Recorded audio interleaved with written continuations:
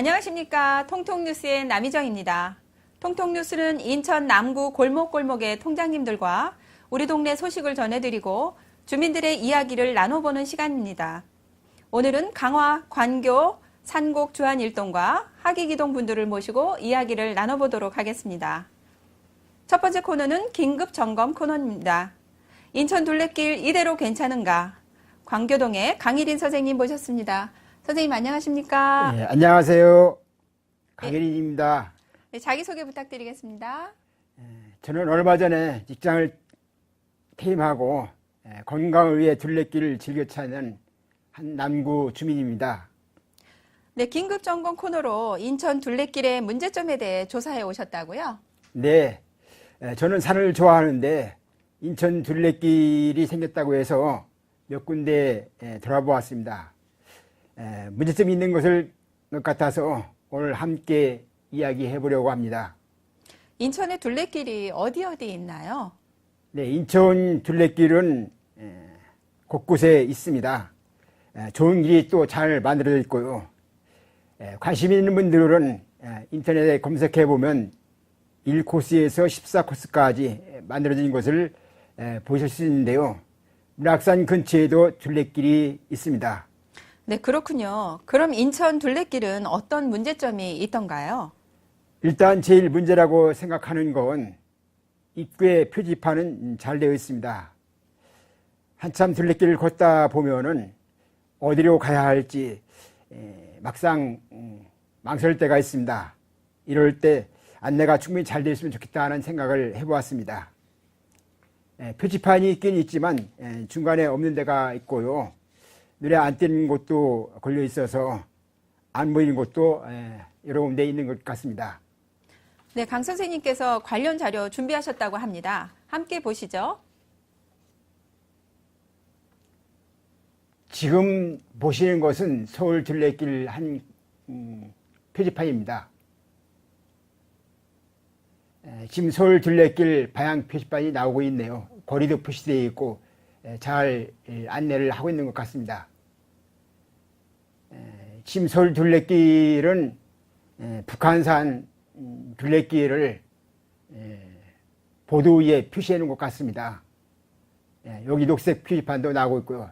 저 길을 따라가다 보면 우리가 쉽게 둘레길을 찾아갈 수가 있습니다.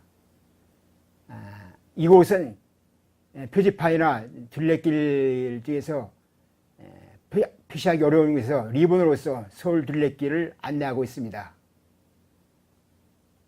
이곳은 인천 둘레길을 표시하고 있습니다. 비교적 이것도 잘 되어 있는 걸로 알고 있습니다. 이 표지판은 지금 계양산 정상인데 이것도 잘 되어 있는데 밑에 보면은 군 마크처럼 이렇게 화살표로 되어 있습니다. 저런 때는 참 이걸 어디로 가야 할지 참 난감할 때가 있습니다. 네, 이렇게 비교해보니 인천 둘레길에서 길 찾기가 쉽지 않겠는데요. 둘레길이 코스가 있다 보니 표지판이 있어야 거리 정보나 방향을 알고 찾아가거든요. 그렇지요. 이제 제대로 안 되어 있으면 눈뜬 장님이나 마찬가지예요. 특히 처음 가는 사람들은 길을 잃고 어디로 가야 할지 당황할 때가 있습니다. 네, 선생님, 서울에는 둘레길을 돌면 받는 게 있다고 하더라고요. 혹시 인천 둘레길에서는 그런 게 없나요? 네, 서울 둘레길은 마스터하고 코스별로 돌다 보면 구체통 같은 스탬프가 있습니다.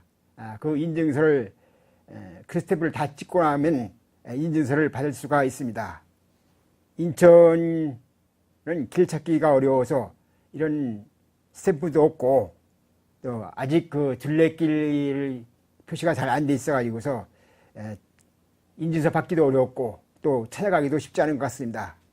참 그런 데서 좀 더 잘 됐으면 좋겠다는 생각을 해보았습니다.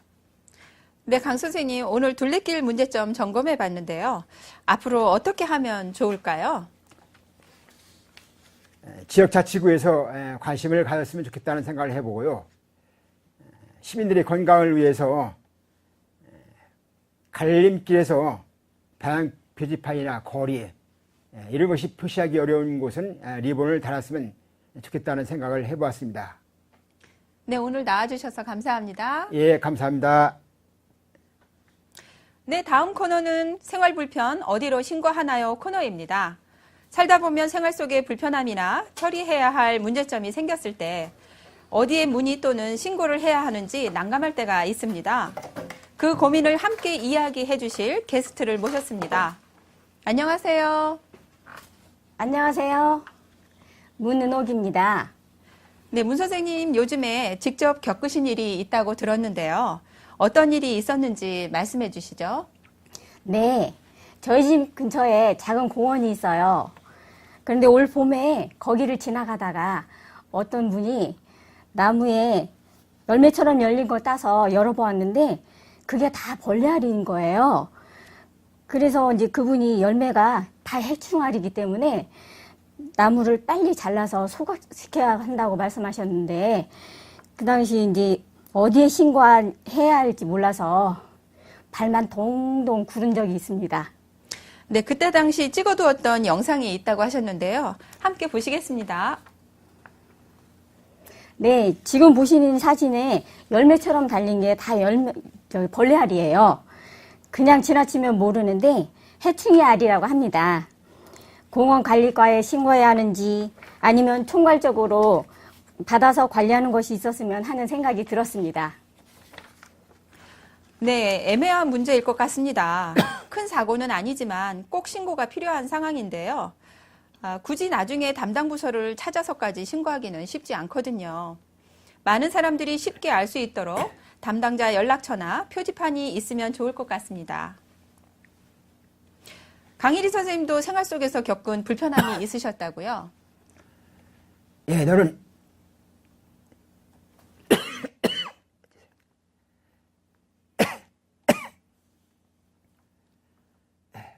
전 주말에 자전거를 이용해서 양평에서 인천까지 타고 있습니다. 지하철을 이용해서 자전거를 싣고 양평까지 가서 자전거를 타고 내려온 적이 있습니다. 사실 평일에도 가고 싶은데요. 평일에는 자전거 탑승이 금지되어 있고 있는 곳이 있어서 못 가고 있습니다. 저 말고도 아마 자전거를 이용해서 타는 분들이라면 같이 공감하실 거라고 믿습니다. 제 바람은 평일에 출퇴근 시간이 아니라 한적한 시간대에 제한된 시간이라도 탑승칸을 이용해서 자전거를 탑승해주면 이런 것이 개선해졌으면 하는 바람입니다. 네, 저도 평소에 느꼈던 부분인데요. 자전거 인구가 전국에 1,000만 명이 넘는다고 해요. 개선이 될 수 있다면 평일 자전거 인구도 훌쩍 늘어날 것 같습니다. 이렇게 생활 속의 불편함을 신고할 수 있는 생활 불편 신고 어플리케이션이 있다고 합니다. 염정자 선생님께서 소개해 주시겠습니다. 네, 주한일동 염정자입니다. 요즘 다들 스마트폰 이용하고 계시죠? 스마트폰에서 생활 불편 신고 앱을 설치하여서 간단한 인증 요청을 거치시면 전국 어디에서나 생활 불편 신고를 담당 부서로 바로 접수할 수 있습니다. 사진과 영상을 첨부하면 빠른 처리에 도움이 되겠죠? 저는 실제로 생활 불편 신고 앱을 이용해서 신고를 많이 하는데요. 동네에 방치된 불법 주차 차량을 신고했더니 구청 민원과에서 교통민원과에서 차량 번호로 조회하여 처리해줬고요. 수도관 파열된 것도 신고했더니 생각지도 않게 많지는 않지만 포상금도 받았습니다. 정말 꿀팁이네요. 생활 불편 신고 앱 꼭 기억해 두셨으면 좋겠습니다. 생활 불편 어디 신고하나요? 내용은 여기까지인데요. 오늘 방송 함께 해보시니까 어떠셨나요? 문 선생님? 네, 아니 그렇게 좋은 앱이 있다니 좋은 정보 감사하고요.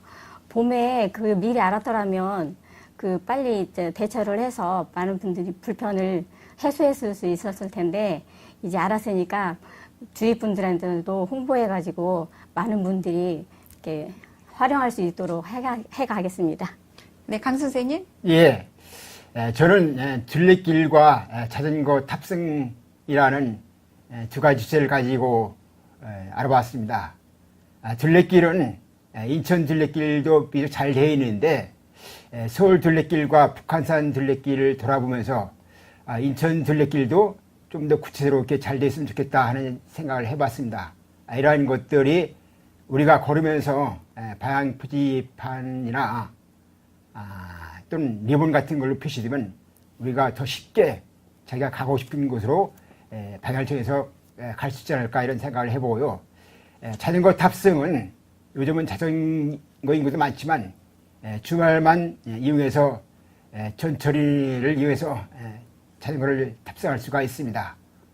평일에도 이와 같이 혼잡한 시간을 이용해서 혼잡한 시간을 피해서 자전거 탑승칸을 제한된 시간 내에 해주면은 아마 우리 시민들이 자전거를 타는데 더 많은 도움이 되지 않을까 이런 생각을 해보았습니다.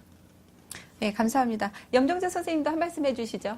네, 그동안 사진도 많이 찍어보았고 동영상 촬영도 해보았지만 이렇게 방송에 출연한 것은 처음입니다. 색다른 경험도 해봤고 보람도 있었습니다. 네, 오늘 함께 해주셔서 감사합니다. 예, 네, 감사합니다. 감사합니다.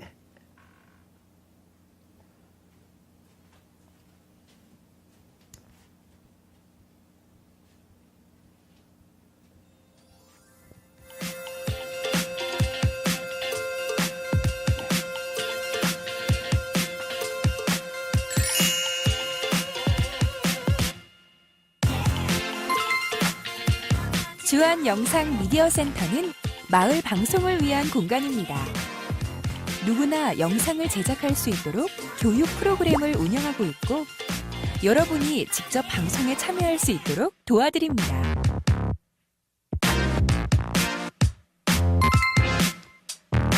동아리 모임과 회의를 할 수 있는 공간에서 아이디어를 나누세요. 후반 작업을 할 수 있는 전문 공간에서는 영상 편집과 그래픽 제작을 할 수 있습니다. 제작을 위한 방송 장비가 필요하다면 센터의 홈페이지에 방문해 주세요.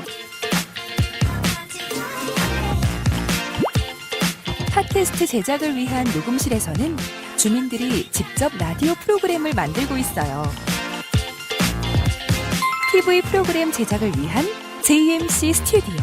이곳에서는 인터넷 생방송, 녹화 중계가 가능합니다. 마을 방송의 모든 것. 주한 영상 미디어 센터에서 만나보세요.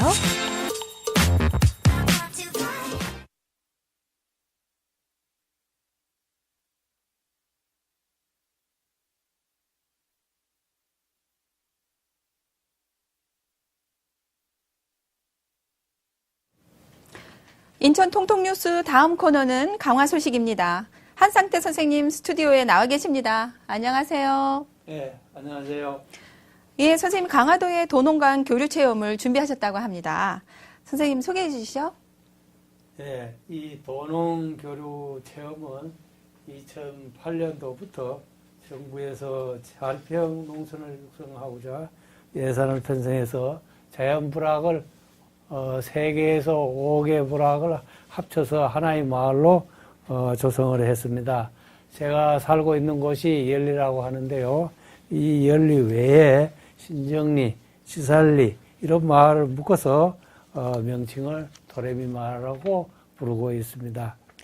네, 도레미 마을이요. 이름이 참 예쁜데요. 음악할 때 도레미인가요? 아닙니다.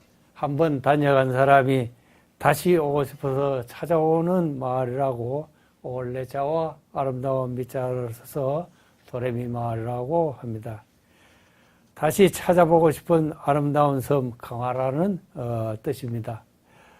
참 안타깝게도 모든 준비는 잘 되어 있으면서도 많이 광고가 되지 못해서 잘 모르고 있고 알고 있어도 활용을 잘 하지 못하는 것이 있어 안타깝습니다. 오늘 많은 분들에게 소개해드리니 도시민들이 이 강화농촌에 많이 오셨으면 고맙겠습니다. 네, 이 도레미 마을에 체험장도 있다고요. 마을 체험장에서는 어떤 활동들을 할 수 있나요? 예, 학생들의 수학여행도 가능하고요. 교회나 회사의 연수나 워크숍 또 대학생들의 MT 장소로도 많이 이용이 됩니다. 가을철에는 감도 따고 고구마도 캐는데 이 고구마는 그냥 고구마가 아니고 강화 특산물이에요. 속노란 고구마라고 정말 달고 맛이 있습니다. 그 외에도 계절에 따라 감자 캐기, 땅콩 캐기, 도마도나 오이 따기, 천연 염색 물들이기, 수묵김치 등 다양한 활동이 있습니다. 또 봄에는 모내기철에 모내기 체험도 할 수가 있는데 이 학부모들이 아이들과 그룹으로 와서 선택적인 농촌 체험을 할 수가 있습니다. 네, 좋은 체험 활동 프로그램들이 마련돼 있네요. 이런 체험 활동들은 개인보다 단체들이 가실 텐데요. 몇 명 이상이 되어야 체험할 수 있나요? 예, 적게는 30 내지 40명이고요. 많이 올 때는 200명 정도 오셔서 체험 활동이 가능하다고 하고 있습니다. 네, 비용은 많이 들지 않을까요? 예, 체험 참가비는 1인당 평균 1만 원이고요. 숙지가 하는 경우에는 일반 펜션보다도 저렴하게 성수기와 비수기에 대한 구분이 없이 일정액을 납부하시면 이용할 수 있습니다. 적은 비용으로 숙식이 제공되고 식사의 모든 재료는 현지에서 생산되는 강화 특산품입니다. 식대는 저렴하게 제공하고 있습니다. 이 방송을 보시고 정말 도레미 마을을 방문하고 싶은 분들이 꽤 많으실 텐데요. 어떻게 찾아갈 수 있나요? 예, 인터넷에 도레미 마을을 검색을 하면은 예약 코너를 통해서 예약할 수가 있고요. 자세한 정보도 홈페이지를 통해서 확인할 수가 있습니다. 네, 한 선생님, 도레미 마을, 좋은 정보 감사합니다. 네, 마지막으로 도레미 마을을 찾아올 방문객들에게 하시고 싶은 말씀 한마디 부탁드립니다. 예, 오늘 이 자리를 빌어서요. 도레미 마을을 알릴 수 있는 기회를 주셔서 감사를 드립니다. 그리고 지난 7월 30일에는 인천 지하철 2호선이 개통이 되어서 대중교통으로도 1시간이면은 찾아올 수 있는 거리이기 때문에 아주 오시기가 쉽게 되었습니다. 그리고 이제 결실의 계절 가을이 성큼 다가오는 이 좋은 계절에 주렁주렁 달린 감과 이 고구마 캐기 체험과 자녀들과 함께 지붕 없는 박물관 강화를 찾아오시면은 조상님들의 호국 경진을 익힐 수 있어서 일석삼조의 결실이 있을 것입니다. 다가오는 이 가을에 모두들 많이 강화 도레미 마을을 찾아주세요. 네, 한상태 선생님 감사합니다. 네, 감사드립니다. 네, 오늘 마지막 코너입니다. 뜨거운 여름이면 생각나는 게 뭘까요? 냉면, 메밀국수? 아닙니다. 우아하고 예쁜 연꽃입니다. 연꽃은 매년 7월 중순부터 9월까지 피고지고를 반복하며 가장 아름다운 자태를 뽐내는데요. 무더운 날씨에도 연꽃만이 가지고 있는 매력으로 사람들의 발길을 머물게 하는 것 같습니다. 다양한 크기와 색깔의 아름다운 연꽃을 만날 수 있는 명소에 설윤기 리포터가 다녀왔습니다. 설윤기 리포터 소개해 주세요. 안녕하십니까. 하기 이동에 사는 설윤기입니다. 저는 우아한 연꽃이 가득한 세미온갖 관곡지를 다녀왔습니다. 폭염주의보가 내려진 무더운 날씨에도 많은 분들이 이 연꽃을 만나러 찾아오셨는데요. 영상으로 보시죠.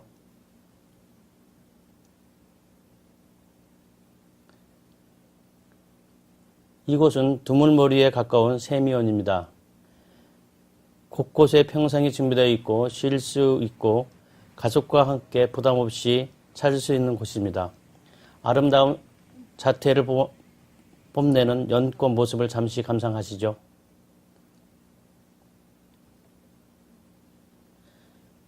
다음은 경기도 시흥에 위치한 관곡지입니다. 무랑주시 부근에 맛집도 많아서 데이트 코스로 또 유명하다고 합니다.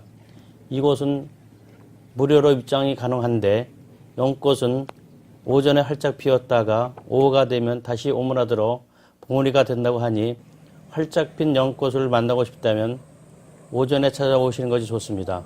관곡지 모습을 잠시 함께 보시겠습니다.